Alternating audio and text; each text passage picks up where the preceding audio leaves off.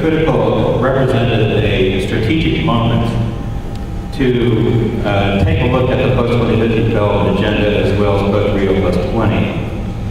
And at the Civicus World Assembly, the overall theme was redefining the social contract, and under that, taking a look at global governance reform, changing nations through citizens, and building partnerships through social innovation.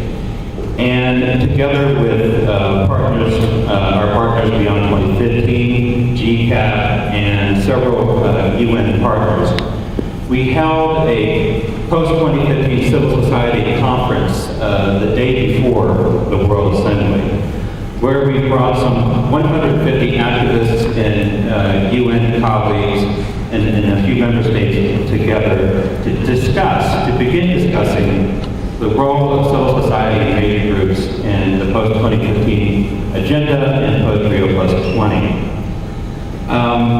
Recognizing that we're in a transformed advocacy landscape where the member states made a decision loud and clear that the decisions of the implementation of Rio Plus 20 would be thrown into the General Assembly and out of the side, where neither major groups nor NGOs had any legal basis or standing to be officially recognized as a part of the negotiation process. So what to do? I would say at this event at the Civicus World Assembly, there was a strong undercurrent of severe disappointment on the part of the Rio Plus 20 outcomes still. And yet we all recognized that we had no choice but to move forward.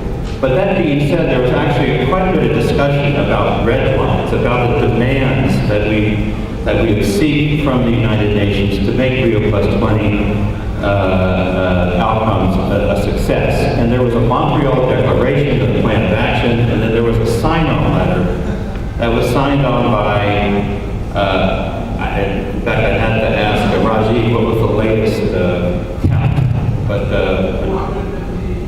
450, around 450 CSO organizations. And in addition, basically, we genuinely agree that the vision, purpose, and principles of the post-2015 framework needs to be discussed first before moving on to prioritizing issues and goals. That the core issues to focus on are equality, justice, human rights, and citizen participation. Governance-related issues, including meaningful participation, accountability, and opening space for national-level advocacy, need to be addressed. That people living in diverse poverties and that are marginalized and vulnerable, including women, children, and youth, need to be taken into account at all stages of the post-2015 process in consultations, and their priorities and perspectives must be reflected in the outcome.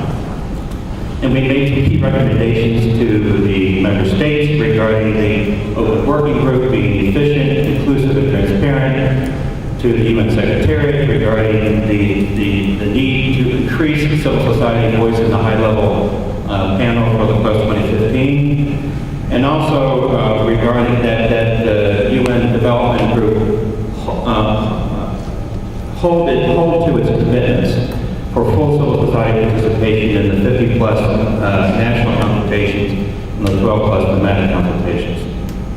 I have exactly 1 minute, and this is demanding, but I'd like to just speak to a moment to the work of the major groups and in the current moment we are in. We recognize that we needed to devise a modality whereby major groups could actively engage the General Assembly.